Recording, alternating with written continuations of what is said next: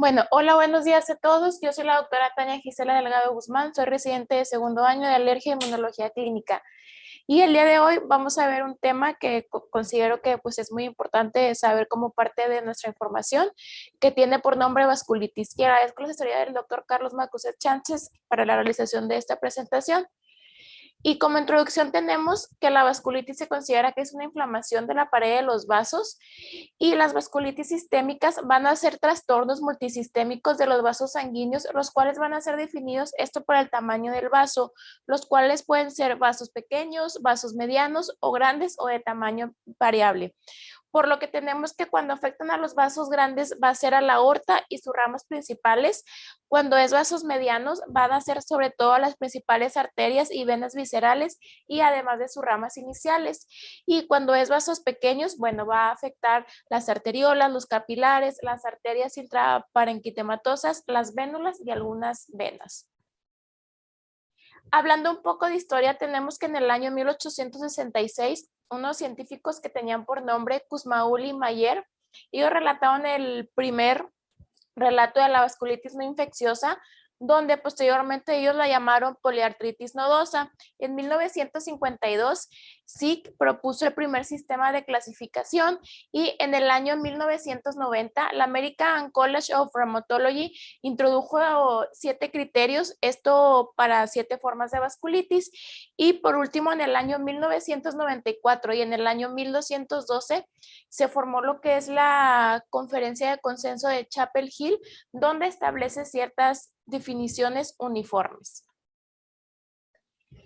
Por lo que la nomenclatura, que es la que actualmente se utiliza, la que tiene por nombre Chapel Hill, la cual fue propuesta en el año 2012, tenemos que las vasculitis se pueden dividir dependiendo del vaso que esté afectando. Entonces tenemos la vasculitis de pequeños vasos, la cual entra dentro de esta clasificación, la vasculitis asociada a anticuerpos anticitoplasma de neutrófilos, es decir, ANCA vasculitis, que tenemos a la polangitis microscópica, a la granulomatosis con polangitis, GPA, por su abreviatura, granulomatosis eosinofílica con polangitis, ECPA, vasculitis de pequeños vasos por complejos inmunes, donde entra la enfermedad antimembrana basal glomerular, la vasculitis creobrumilémica, la vasculitis IgA, antes conocida como púrpura de Henau-Schönlein, y la vasculitis urticariana hipocomplementémica. Y la vasculitis de medianos vasos, tenemos a la poliartritis nodosa y a la enfermedad de Kawasaki. A la vasculitis de grandes vasos tenemos a la arteritis de Takayasu y la arteritis de células gigantes. Y por último, a la vasculitis de vasos variables, que tenemos a la enfermedad de Behçet y al síndrome de Kogan. En cuanto a la fisiopatología, realmente pues no se conoce por todo. Esto puede variar entre los diferentes tipos de enfermedades, por lo que los mecanismos inmunológicos parecen desempeñar un papel activo en cuanto a la mediación de la inflamación necrosante de los vasos sanguíneos, donde se puede observar que va a haber un daño celular o tisular, un daño directo por anticuerpos, una citotoxicidad directa o inducida por anticuerpos. Y los eventos principales que van a iniciar este proceso siguen siendo pues en gran parte desconocidos. En cuanto a los principales anticuerpos de la vasculitis, bueno, van a ser 2, que es el patrón citoplasmático de tinción para ANCA, que es el CANCA, el cual está asociado con anticuerpo contra la PR3, el cual se considera que es un ANCA dirigido contra la protasa 3 de la serina de los neutrófilos, y el otro que es el PANCA, el cual es un patrón perinuclear de tinción para ANCA, el cual va a estar asociado con anticuerpos contra varias proteínas, pero sobre todo contra la mieloperoxidasa, el cual es un ANCA dirigido contra la enzima neutrófila mieloperoxidasa. Bueno, ahora sí vamos a hablar de la vasculitis de pequeños vasos. Y bueno, estas van a ser enfermedades que se van a caracterizar por inflamación de los vasos sanguíneos. También va a haber una lesión endotelial y un daño tisular. Va a haber una pérdida en cuanto a la tolerancia a las proteínas granulares primarias de los neutrófilos, sobre todo con mayor frecuencia a la proteína 3 de leucocitos, PR3 o mieloblastina, o a la mieloperoxidasa. Y estos van a ser 2 tipos de anticuerpos, que es el PR3 ANCA y el MPO ANCA, los cuales se van a asociar a cierta humanidad que puede presentar pues estos tipos de vasculitis. Bueno, los pacientes con ANCA vasculitis suelen presentar una amenaza grave, esto para los órganos o la enfermedad potencialmente mortal, aunque también van a tener ciertas presentaciones las cuales van a ser menos graves.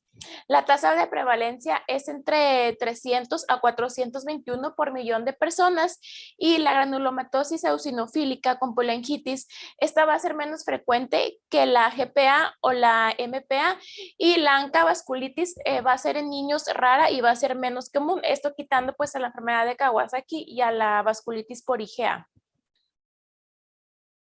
Bueno, van a existir ciertos factores de riesgo, entre ellos puede ser la predisposición genética, ciertos factores ambientales como la exposición de silicio y la agricultura, a la exposición a ciertos pesticidas y fertilizantes, la contaminación, la luz ultravioleta, el tabaquismo, la exposición ocupacional a ciertos solventes o también se ha relacionado con ciertos fármacos específicos responsables de algunos casos de vasculitis con síndromes similares a ANCA vasculitis, por ejemplo el propieturacilo, el cual se asocia a la mieloperoxidasa ANCA y estas personas pueden llegar a desarrollar un tipo de vasculitis microscópica, esto similar a la polangitis, o otros fármacos puede ser la hidralazina o la minociclina. La creciente incidencia en cuanto a la sexta y posterior década de la vida, bueno, esto va a implicar un papel en cuanto a los factores relacionados con el envejecimiento y varios factores acumulativos. Y por lo que se ha encontrado también que ciertos agentes infecciosos van a promover la pérdida de tolerancia o la recaída de la enfermedad. Esto debido a que va a haber cierta exposición en cuanto a los autoantígenos mediante la formación de trampas extracelulares de neutrófilos, los cuales van a ser resistentes a la degradación. Y también se ha encontrado que hay cierta relación en cuanto a las Staphylococcus aureus, los cuales se ha encontrado que puede ser un portador nasal, sobre todo en las recaídas de pacientes que padecen GPA, granulomatosis con polangitis. En cuanto a la granulomatosis con polangitis, sus características clínicas se van a caracterizar porque van a presentar fiebre, pérdida de peso, malestar general y fatiga. Y también puede haber úlceras y costras nasales y también orales, hemorragia nasal, pueden tener también pólipos nasales, sinusitis paranasal, destrucciones cartilaginosas con granulomas en la biopsia, déficit auditivo y otorrea. En cuanto a la afectación ocular, se va a presentar en un 52% y se va a caracterizar porque van a tener escleritis y episcleritis. También va a afectar los pulmones un 85%, que se va a caracterizar porque van a presentar estos pacientes ronquera, tos, disnea, estridor, dolor preurítico, nódulos pulmonares, infiltrados, cavidades y también puede llegar a haber hemorragia. En cuanto a la afectación renal, se va a caracterizar porque van a tener elevación de la creatinina, proteinuria y glomerulonefritis, la cual va a ser rápidamente progresiva, esto en un 20 a un 80%, la cual va a ser pausoinmune y va a ser, bueno, rápidamente progresiva. En cuanto a la piel, puede afectar en un 46% y se va a caracterizar porque van a presentar estos pacientes púrpura, necrosis focal, úlceras y vasculitis leucoclástica necrotizante. En cuanto a la polangitis microscópica, bueno, realmente los signos y síntomas de esta vasculitis van a ser como los de la GPA, pero esto va a ser sin inflamación granulomatosa en cuanto a la biopsia. Y los síntomas en cuanto de otorrinolaringología van a ser iguales, pero estos van a ser menos frecuentes. En cuanto a la afectación renal, van a presentar estos pacientes glomerulonefritis pausoinmune, la cual va a ser rápidamente progresiva. Y en cuanto a la piel, se va a caracterizar porque va a haber una vasculitis leucociclástica necrotizante. En cuanto a la granulomatosis eosinofílica con polangitis o Church-Strauss, estos pacientes van a presentar también síntomas de manera específica como fiebre, malestar general, pérdida de peso, fatiga y linfadenopatía. Y va a haber afectación en cuanto a los vasos pequeños que va a afectar la piel, sistema nervioso periférico, los riñones, el corazón o el tracto gastrointestinal. Estos pacientes se van a caracterizar porque van a presentar asma, la cual se considera que es una característica universal durante años y sobre todo porque va a preceder a la vasculitis y también se puede llegar a asociar con rinitis alérgica o con pólipos nasales. También va a haber infiltrados pulmonares, donde se va a caracterizar porque va a haber una eosinofilia mayor a 10% en sangre periférica o más de 1500 células. En cuanto a la afectación de los oídos, se va a caracterizar porque va a haber otitis media, serosa, rinitis alérgica, rinosinusitis también que pueden llegar a presentar y pólipos nasales, y se va a caracterizar porque va a haber tres fases, la cual está la fase prodrómica, la cual se caracteriza por rinitis alérgica y asma, la fase eosinofílica, la cual se caracteriza por eosinofilia periférica e infiltrados de tejido eosinofílico, y por último la fase vasculítica, la cual puede llegar a afectar a los nervios, pulmones, corazón, tracto gastrointestinal y riñón. En cuanto a la vasculitis de pequeños vasos, bueno, esto sobre todo se va a basar en cuanto a los hallazgos clínicos, también los estudios de imagen, también en cuanto a los laboratorios de PCR, VCG, perfil bioquímico y otros laboratorios más específicos, pues ya serían los anticuerpos o la biopsia de un órgano afectado, la cual realmente pues va a llegar a ser el diagnóstico definitivo de qué tipo de vasculitis presenta este paciente. Los pacientes con ANCA negativo en GPA pueden llegar a tener una enfermedad limitada, sin embargo, la enfermedad puede llegar a progresar a una forma más grave y esto en ocasiones se puede volver ANCA positiva. Bueno, los ANCA van a ser marcadores únicos que van a respaldar la clasificación y el diagnóstico de GPA, MPA y GEPA, por lo que la prueba de inmunofluorescencia indirecta suele ser la prueba de detección inicial en cuanto a los ANCA y también puede llegar a ser útil esto en los pacientes con ANCA, los cuales van a estar elevados, que indican que tenga el paciente pues una recaída.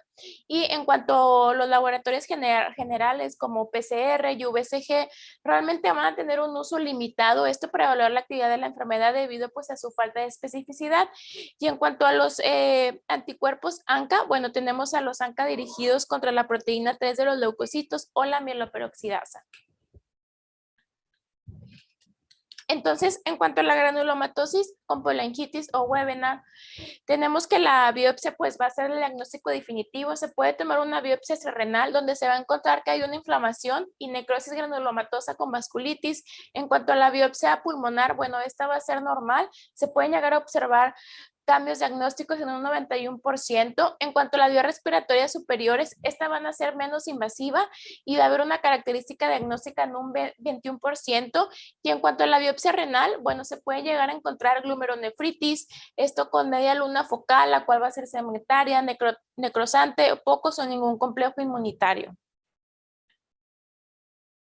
En cuanto a la polangitis microscópica, se puede llegar a tomar una teletórax o una tomografía de tórax donde se va a encontrar que hay un vidrio delustrado en un 94%, quiere decir que ahí va a haber una hemorragia alveolar, también inflamación crónica intersticial de los tabiques alveolares y capilares. Y en cuanto a la biopsia, ya sea de vasos pequeños o de vasos medianos, se va a encontrar que hay vasculitis necrotizante, sin embargo no va a haber una inflamación granulomatosa. En cuanto a la granulomatosis eosinofílica con polangitis Shure-Strauss, bueno, se va a encontrar que hay en cuanto a la biopsia va a haber una vasculitis, esto de necrotizante de vasos pequeños, también va a haber suficientes eosinófilos, los cuales van a ser realmente su característica definitoria. En las primeras etapas de la enfermedad se puede llegar a encontrar infiltrados eosinófilos en los tejidos o las paredes de los vasos sanguíneos. En las etapas posteriores ya se puede encontrar eosinófilos, los cuales van a rodear las células epiteloides dentro de los granulomas y ya va a haber cierta necrosis, y también se puede llegar a encontrar granulomas eosinofílicos vasculares y extravasculares, los cuales van a ser más susceptibles de que el paciente pues tenga ECPA. En cuanto a las biopsias nasales o escenas paranasales, realmente tienen muy poca sensibilidad, en un 20 a un 50%, y en cuanto a la biopsia pulmonar abierta, tiene una alta sensibilidad en un 80 a 90%, sin embargo, pues se considera invasiva. En cuanto al tratamiento, bueno, si el paciente apenas se le ha diagnosticado ANCA vasculitis, es una enfermedad que no amenaza los órganos, se le puede indicar al paciente metrotexate o mofetilmicofenolato más glucocorticoides. O si es un órgano o enfermedad la cual se considera que es potencialmente mortal, se le puede indicar al paciente ciclofosfamida o rituximab o glucocorticoides. O si tiene el paciente insuficiencia renal, la cual va a ser rápidamente progresiva, o hemorragia pulmonar, ya se le puede considerar al paciente pues que se le haga plasmaféresis. Y en cuanto a la etapa de mantenimiento, el paciente debe de estar con glucocorticoides, esta dosis baja más aciotropina o metotrexato o mofetilmicofenolato o rituximab, y debe durar por lo menos 2 años. Bueno, en cuanto a las diferencias entre las vasculitis de pequeños vasos, aquí podemos ver realmente pues un cuadro comparativo, que realmente lo más importante pues sería en cuanto a los anticuerpos. Por ejemplo, en cuanto a la polangitis microscópica, tenemos que los anticuerpos PR3-ANCA se van a encontrar positivos en un 20 a 30%. Los que van a estar más positivos van a ser los MPO-ANCA en un 55 a 65%. En cuanto a la granulomatosis con polangitis, los PR3-ANCA van a estar más positivos en un porcentaje de 65 a 75%, a diferencia de los MPO-ANCA, que van a estar positivos en un 20 a 30%. Y por último, en cuanto a la granulomatosis eosinofílica con polangitis, los que van a estar más positivos van a ser los ANCA con un porcentaje de 55 a 65%. Y en cuanto a la célula inmune innata clave, tenemos que la polangitis va a ser el neutrófilo, granulomatosis con polangitis va a ser también el neutrófilo, y granulomatosis eosinofílica, como su nombre lo dice, pues va a ser los eosinófilos.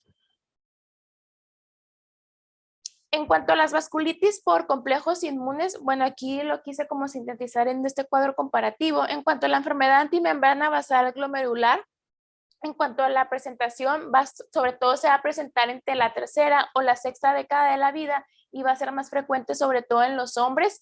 En cuanto a los factores de riesgo, puede tener una predisposición genética, por ejemplo, se va a relacionar con el HLA de RB1 1501, también en cuanto a infecciones virales, tabaquismo o la inhalación de hidrocarburos. En cuanto a las características clínicas, bueno, van a tener una fase prodrómica, la cual se va a presentar con 2 semanas previas, van a presentar síntomas inespecíficos como malestar, fatiga, pérdida de peso y fiebre de bajo grado. Y también van a presentar una glomerulonefritis, la cual va a ser rápidamente progresiva, hemorragia pulmonar o una anemia microcítica. En cuanto al diagnóstico, van a presentar anticuerpos anti-GBM junto con la enfermedad ya sea renal o pulmonar, o depósitos de IgE en cuanto a la biopsia renal, y también van a tener anticuerpos positivos ANCA-MPO. En cuanto al tratamiento, bueno, este va a ser con corticosteroides o ciclofosfamida o plasmaféresis. Y en cuanto a la vasculitis crioglobulinémica, sobre todo va a ser más frecuente en las mujeres en una edad de 45 a 65 años. Entre los factores de riesgo se ha encontrado que existe cierta asociación en cuanto al virus de la hepatitis C, B, enfermedades linfoproliferativas como mieloma múltiple o enfermedades autoinmunes como lupus eritematoso sistémico. En cuanto a la presentación clínica, bueno, estos pacientes van a ser asintomáticas, pueden llegar a desarrollar síntomas en un 2 a 50% y se van a caracterizar porque va a haber púrpura palpable, la cual va a ser recurrente en un 90%, pueden presentar fenómeno de Raynaud en un 25%, también urticaria por frío, lívidos reticulares o pueden llegar a presentar úlceras. En cuanto a las manifestaciones musculoesqueléticas, pueden presentar dolor, el cual va a ser no migratorio, va a ser en manos y rodillas, artralgias, pueden presentar neuropatía de debilidad muscular también. En cuanto a lo renal, pueden presentar glomerulonefritis, la cual va a ser membranoproliferativa, o pueden presentar la triada de Meltzer, la cual se va a caracterizar porque van a presentar púrpura, debilidad y artralgias. En cuanto al diagnóstico, bueno, estos pacientes van a tener depósitos inmunes de crioglobulinas en las vénulas y arterias, el factor reumatoide va a ser positivo, también el C4 va a estar positivo y puede llegar a existir hipergamaglobulinemia. En cuanto al tratamiento, bueno, va a ser a base de corticosteroides, ciclofosfamida, rituximab o plasmaféresis. En cuanto a la vasculitis urticarial hipocomblementémica, esta sobre todo va a ser más frecuente en mujeres arriba de 50 años. En cuanto a los factores de riesgo, bueno, se considera que es idiopática, también se relaciona con autoinmunidad como lupus eritematoso sistémico, con fármacos, algún tipo de infección, neoplasias malignas. En cuanto a las características clínicas, bueno, van a presentar placas urticariales dolorosas, las cuales van a durar más de 24 horas. También puede estar acompañada de signos de vasculitis leucoclástica o también pueden llegar a presentar pigmentación residual en el sitio de las placas o conjuntivitis, uveitis o episcleritis. En cuanto al diagnóstico, bueno, estos pacientes van a presentar hipocomplementemia, que está bajo el C4, C3 y C1 y C1Q. En la biopsia va a haber una vasculitis leucoclástica y los ANA pues van a estar positivos. El tratamiento se va a basar a base de antihistamínicos, glucocorticoides, metrotexate, mofetil, micofenolato o ciclofosfamida.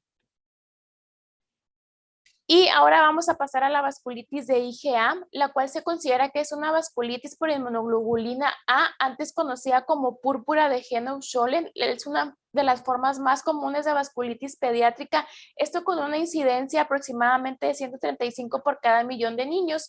Y esta va a ser más frecuente en los varones que las mujeres, con una prerrelación de 1.3 a 2 y sobre todo se va a presentar en la edad de 5 a 10 años. Va a ser más frecuente en invierno, otoño y primavera. La patogenia de la vasculitis por IgA realmente pues es incierta, sin embargo algunos eventos pueden llegar a ser desencadenados antes del inicio y se va a caracterizar porque van a presentar infecciones de vías aéreas superiores, los cuales se asocian con la aparición que va a ser relacionada con el cetococo beta hemolítico del grupo A. Bueno, estos pacientes van a presentar púrpura palpable en un 100%, pueden presentar artritis artralgia en un 66 a 74%, también pueden presentar una afectación gastrointestinal en un 51 a 56% y puede haber afectación renal en un 30 a 54%. Y pues aquí de manera de resumen en cuanto a las principales características, factores de riesgo, bueno, como ya se mencionó, sobre todo se va a presentar en invierno, se relaciona con el Streptococcus beta hemolítico, algún tipo de infección viral, ya sea varicela, rubiola, hepatitis A, B, Helicobacter pylori o Bartonella. En cuanto a las características clínicas, bueno, va a ser una púrpura palpable o petequias o trombocitopenia, más aparte uno de los siguientes, que debe presentar el paciente dolor abdominal, ya sea difuso, cólico o agudo, vasculitis leucocitclástica, hemorragia gastrointestinal, que puede haber intususcepción, glomerulonefritis con una proteinuria mayor a 0.3 gramos en 24 horas, o también pueden llegar a presentar artritis o artralgias. En cuanto al diagnóstico, en cuanto a la biopsia, bueno, se va a encontrar que va a haber vasculitis leucociclástica con depósitos de IgA y C3 o una glomerulonefritis proliferativa con depósitos de IgA y también va a haber el C3, C4, C1 van a estar normales, puede haber leucocitosis o puede llegar a existir hipoaluminemia. En cuanto al tratamiento, bueno, este va a ser pues de soporte, de hidratación, nutrición, que el paciente pues tenga un adecuado balance hidroclorhídrico, manejo del dolor, ya sea con AINES o con algún tipo de glucorticoide como prednisona, o también se debe dar cuando hay una enfermedad gastrointestinal grave o hemorragia. Y ahora vamos a pasar a la vasculitis de medianos vasos, que en esta tenemos a la poliartritis nodosa, la cual es una vasculitis necrosante sistémica primaria que sobre todo va a afectar de forma predominante a las arterias de tamaño mediano. Tiene una incidencia aproximadamente de 2 a 9 millones en adultos de forma anual y esta va a ser sobre todo más rara pues durante la infancia. La mayoría de los casos se va a presentar sobre todo en la edad de 25 a 50 años con una edad máxima de aparición en los niños entre los 9 y los 10 años y se considera que en los niños, hombres y las mujeres pues se van a ver prácticamente igual afectados y esta va a ser en adultos, ocurre, bueno, sobre todo más frecuente pues en el sexo masculino. La mayoría de los casos de PAM pues van a ser realmente idiopáticos, sin embargo se ha encontrado que existe cierta asociación en cuanto al virus de la hepatitis B, C, VIH o parvovirus B19 y también puede llegar a existir pues una PAM secundaria. La PAN que se asocia al virus de la hepatitis B o virus de la hepatitis C, esto va a ser sobre todo más frecuente en los países desarrollados y la PAN también se asocia al VIH, la cual va a ser sobre todo más frecuente en los países subdesarrollados. Puede tener también un componente genético y se han identificado múltiples casos de familia con casos de PAN y PAN sistémica compatible con herencia autosómica recesiva. En cuanto a las características clínicas, pueden llegar a presentar fiebre, malestar general, pérdida de peso. También puede llegar a existir ciertos síntomas cutáneos como lívido reticular, nódulos cutáneos, úlcera o infartos cutáneos. Aquí tenemos una tabla donde podemos ver todas las manifestaciones que presentan estos pacientes y también la frecuencia. En cuanto a los síntomas generales, pues van a ser los más prevalentes con una prevalencia de 90%. Posteriormente, los síntomas neurológicos que pueden llegar a presentar mononeuritis o neuropatía periférica. En tercer lugar, pues están los síntomas cutáneos y luego están los síntomas renales, donde se va a caracterizar porque hay una elevación de la creatinina, hipertensión, hematuria, proteinuria. En cuanto a los síntomas gastrointestinales, pues está en quinto lugar, que se va a caracterizar por una embolia abdominal, puede haber también un sangrado rectal y posteriormente pues están los síntomas como orquitis, otros síntomas que son de menor prevalencia, como síntomas oculares, manifestaciones vasculares, síntomas cardíacos, el sistema nervioso central o por último en cuanto a la afectación respiratoria. Bueno, en cuanto al diagnóstico de la poliartritis nodosa, estos pacientes van a presentar ANCA negativos, puede llegar a haber una elevación en cuanto a la PCR y VCG, puede haber también anemia crónica. En la biopsia vamos a encontrar lesiones vasculares segmentarias y en cuanto al tratamiento, bueno, estos pacientes, el tratamiento de elección va a ser a base de glucorticoides, o también se les puede llegar a dar metrotexate o acetropina en los pacientes que no llegan a responder en cuanto a los esteroides o que no alcanzan la remisión. O también se pueden llegar a dar mofetil con micofenolato en pacientes que no pueden tomar metrotexate o acetropina. Nada más un breve recordatorio de la enfermedad de Kawasaki. Bueno, se considera que es una enfermedad febril aguda y vasculitis sistémica de etiología desconocida que sobre todo pues va a afectar a niños menores de 5 años. En cuanto a la epidemiología, bueno, afecta a niños pequeños menores de 5 años, más a hombres que mujeres, una relación de 1.5 a 1 y es la causa más común de enfermedad cardíaca adquirida en niños y se considera que es la segunda causa de vasculitis en la infancia. En cuanto a la etiología, bueno, se puede relacionar con ciertas infecciones como estreptocócicas, estafilocócicas y virales como sarampión y virus de Epstein-Barr. También tiene predisposición genética, también tiene factores ambientales como la humedad, contaminación del aire por partículas finas o ciertos trastornos nutricionales. En cuanto a los criterios diagnósticos, bueno, estos pacientes deben de tener fiebre durante al menos 5 días, más 4 de las características principales, que va a ser cambios en los labios y la mucosa oral, los cuales se va a caracterizar porque va a existir eritema en mucosa oral y faringe o eritema y agrietamiento de los labios, característico que va a provocar la lengua en fresa, conjuntivitis, la cual es una inyección conjuntival vulvar bilateral sin exudado, típicamente esto sin preservación límbica, como número 3 que presenten rash o algún tipo de exantema, el cual va a ser una eritrodermia difusa maculopapular o eritema multiforme, cambios en las extremidades, la cual va a ser un eritema y edema de manos y pies, esto sobre todo en la fase aguda, o una descamación periungual, esto en la fase subaguda, y por último linfadenopatía, la cual va a ser una linfadenopatía cervical unilateral, la cual debe de medir más de 1.5 centímetros. Entonces son que tenga fiebre mayor a 5 días y que tenga al menos 4 las características principales. Y de esto, como ya sabemos, pues si no cumple todos los criterios, pues va a existir el Kawasaki atípico o incompleto. Bueno, aquí están las características del Kawasaki, no se ve, pero es el incompleto o el atípico, fiebre típica mayor a 5 días, que tenga menos de 3 criterios clínicos, con o sin aneurismas de la arteria coronaria, fiebre típica mayor a 5 días, signos y signos diferentes a los principales, y que tenga aparte convulsiones, meningitis, artritis, daño renal, neumonía, con o sin afectación coronaria. Aquí está Kawasaki incompleto y el Kawasaki atípico. En cuanto al tratamiento, bueno, estos pacientes, el tratamiento de elección pues va a ser la inmunoglobulina de manera intravenosa con una dosis de 2 gramos por kilo, la cual debe ser administrada durante 10 a 12 horas, esto sobre todo los primeros 10 días de la enfermedad. También hay que darles a estos pacientes ácido acetil salicílico a una dosis de 30 a 100 miligramos por kilo por día, esto hasta que los pacientes pues estén a febril y que resuelvan sus síntomas inflamatorios. Después se puede bajar la dosis a 3 a 5 miligramos por por kilo por día.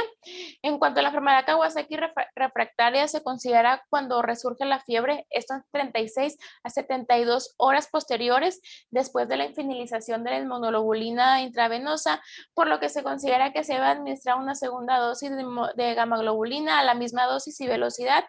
Y en cuanto a los corticosteroides, realmente pues su uso está muy controvertido y en dado caso que se administre una dosis, debe darse metilprednisolona, una dosis de 20 a 30 miligramos por kilo, esto por 3 días, o prednisona, una dosis de 1 a 2 miligramos por día. Y por último, penúltimo, la vasculitis de grandes vasos. Tenemos la arteritis de Takayasu, la cual es una arteritis idiopática granulomatosa de grandes vasos que afecta sobre todo pues a la aorta, sus principales ramas arteriales y con menor frecuencia a las arterias pulmonares. En cuanto a su incidencia es 2 millones por año. Las mujeres sobre todo se van a afectar en un 80-90% con una edad de presentación de 18 a 40 años. Es más prevalente en Asia. En Japón ocurren 150 casos nuevos por año. Entre los factores de riesgo tenemos una predisposición genética, ya sea HLB52, esto en japoneses, o HLA-B5 en mexicanos mestizos.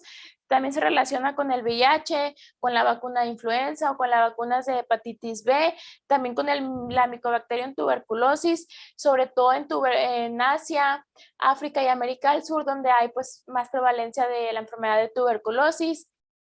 También se asocia con las proteínas de choque térmico micobacterianas, donde Auer y colaboradores informaron una mayor respuesta a la proteína HCP micobacteriana de 65 kilodactos, sobre todo en pacientes con arteritis de Takayasu, frente a controles sanos, por lo que se considera que puede existir cierto papel para este antígeno en la patogénesis de la arteritis de Takayasu.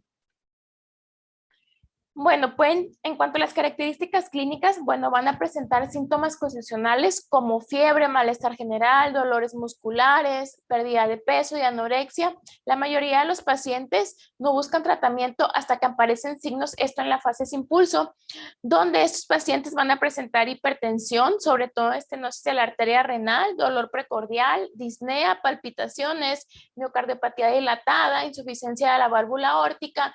También pueden tener manifestaciones cutáneas que se va a caracterizar por lívido reticularis, púrpura, eritema, urticaria, úlceras, síntomas neurológicos como cefalea, confusión, disfunción cognitiva o meningitis.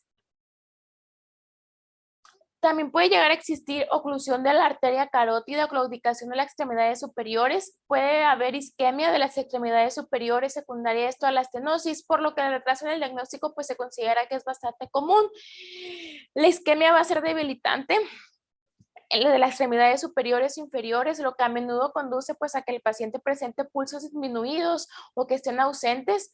En cuanto a los síntomas gastrointestinales, puede llegar a presentar dolor abdominal agudo, crónico, náuseas, vómitos, sangrado, isquemia de la arteria mesentérica, que todo esto puede ocasionar isquemia de la arteria mesentérica. En cuanto a los síntomas oculares, van a presentar a esos pacientes pues pérdida de la visión. En cuanto a los síntomas renales, va a ser rara, pero puede haber proteinuria, hematuria, y síntomas pulmonares también va a ser menos común, pero pueden llegar a presentar tos o disnea.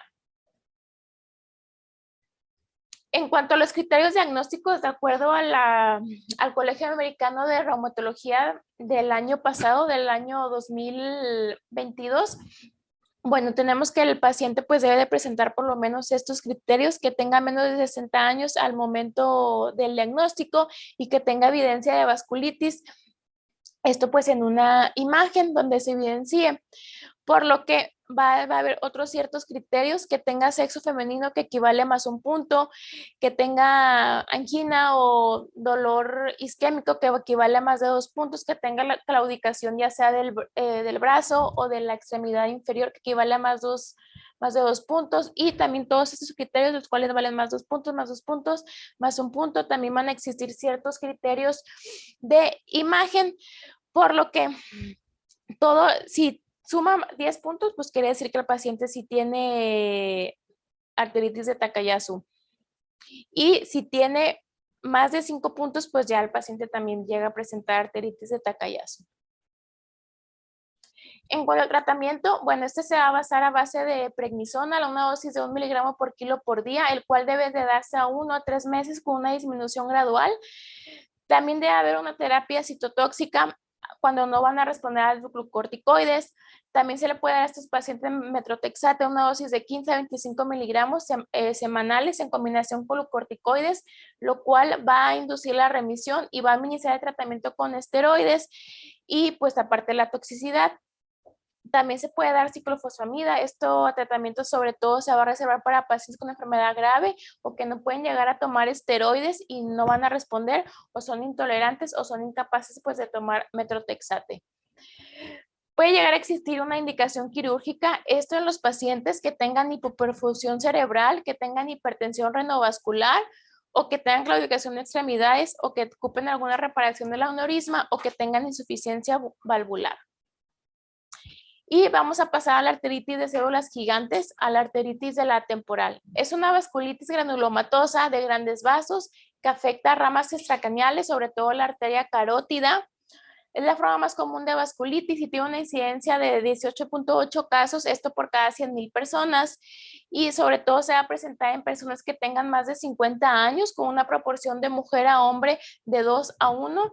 También sobre todo va a ser más frecuente en pacientes que tengan ascendencia europea, y la complicación más temida es la pérdida visual irreversible, esto por la neuropatía óptica isquémica, la cual también puede llegar a ser bilateral. Y bueno, también en cuanto a otros factores de riesgo, va a ser que tenga el paciente edad avanzada, que sea ascendencia escandinava, que tenga el polimorfismo del gen del receptor tipo TOL4, así como HLA DRB104, también que se ha asociado a tabaquismo, también a ciertos virus como parvovirus B19, micoplasma, el virus de la varicela zoster, virus de la parainfluencia, virus del herpes o la clamidia. Y estos pacientes van a presentar cierto resultado de cambios inflamatorios, los cuales van a estar mediados por el sistema inmunitario en la pared de los vasos. Sin embargo, pues se desconoce su etiología exacta. Y también se ha asociado con los genes de la clase HLA, clase 2.